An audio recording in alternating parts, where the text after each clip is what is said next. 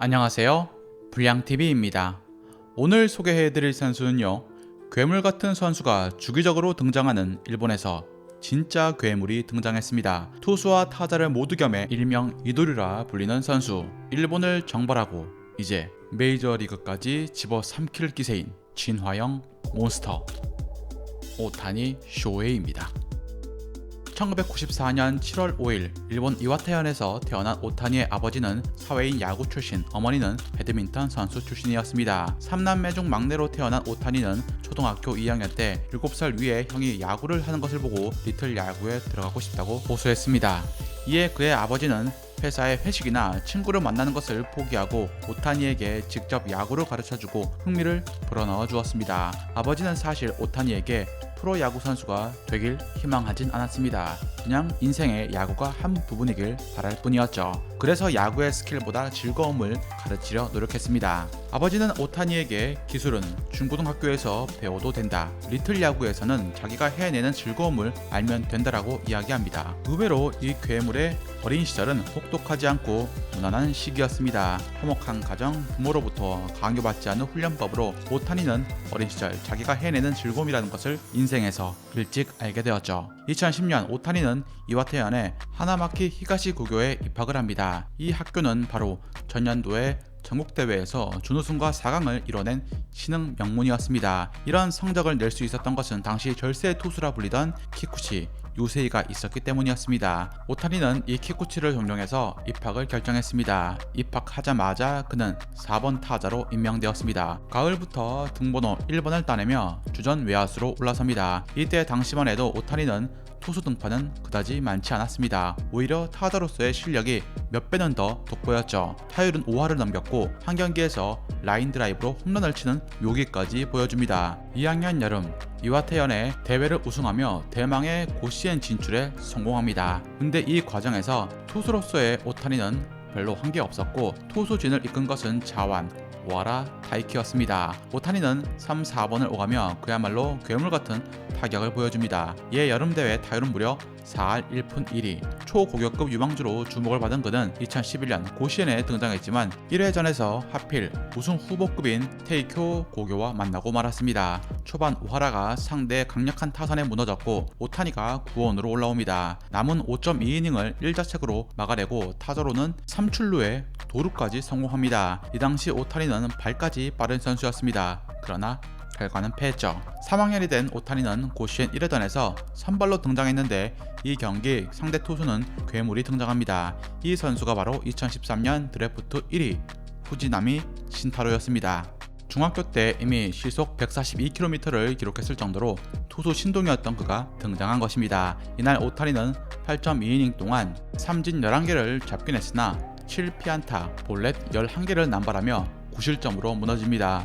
그래도 상대 후지나미 신타로에게 홈런을 치면서 타자로는 좋은 모습을 보여주었습니다. 이는 천재 투수 후지나미가 2012년 처음 허용한 홈런이었죠.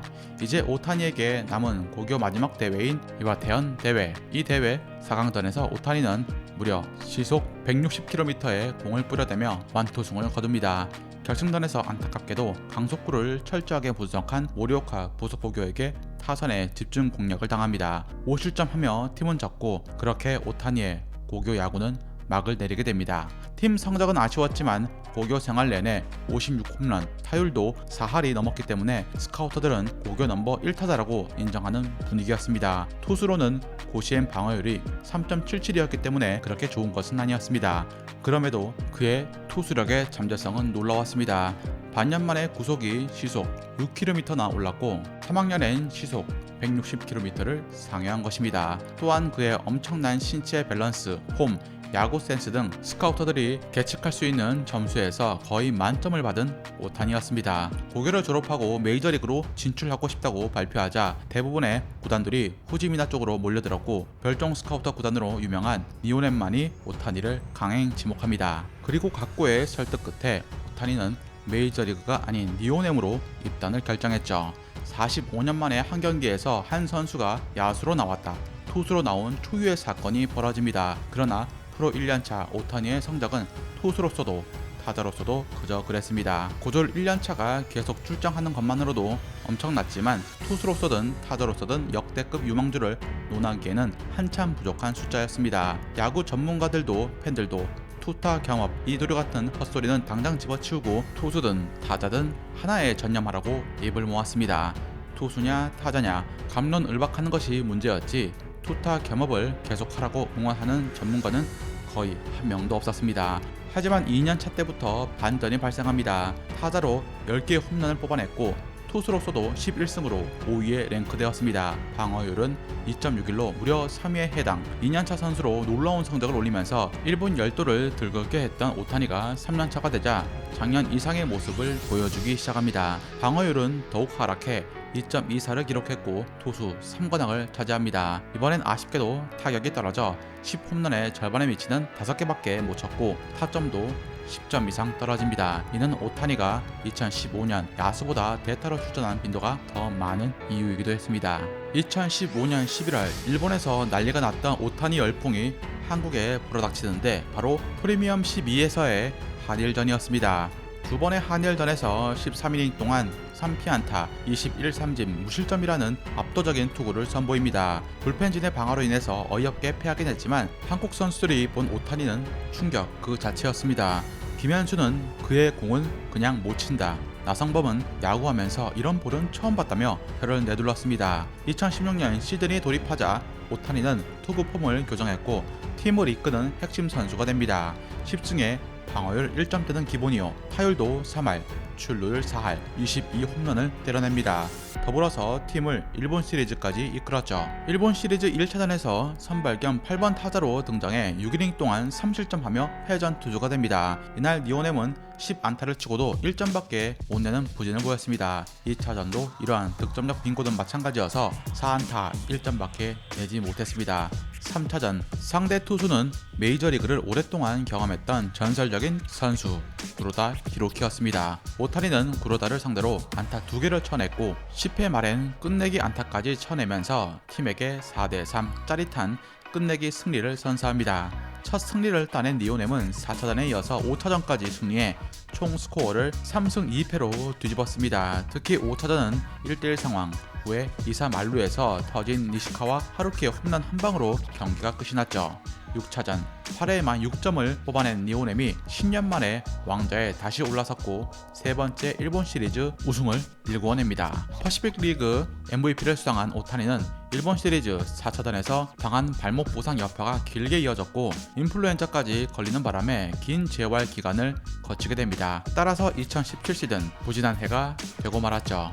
9월이 넘어서야 폼이 올라오기 시작했고 10월 3일 경기에선 124개의 공을 뿌리며 시즌 첫 완봉승을 거두었습니다. 시즌이 끝나자마자 메이저리그 진출을 발표한 오타니는 포스팅 시스템을 통해서 행선지를 LA 에인절스로 결정합니다. 에인절스는 오타니의 투타 겸업에 제한을 두지 않겠다고 약속을 했고 이것이 영입전 승리의 원동력이 되었습니다. 투수와 타자를 겸업을 하면서 이토록 놀라운 성과를 내는 것은 쉽지 않을 뿐더러 만화에서도 이런 캐릭터가 나오면 작가가 욕을 처먹는 일입니다. 현실에서 만화 같은 활약을 펼치고 있는 오타니의 최종 꿈은 메이저리그 명예의 전당에 입성하는 것이라고 밝혔습니다. 메이저리그에서 놀라운 신화를 써가고 있는 그가 전설이 될지 아니면 그저 상식을 파괴한 야구 선수에 불과할지는 앞으로 더 지켜봐야 할 대목이 아닐까요?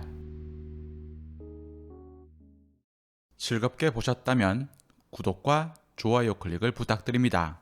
다음 이야기에선 한번 마크한 공격수는 절대 놓치지 않았던 수비수로 작지만 공격 가담에도 능했던 최고의 캡틴 한 분에 대해서 소개해드리고자 합니다.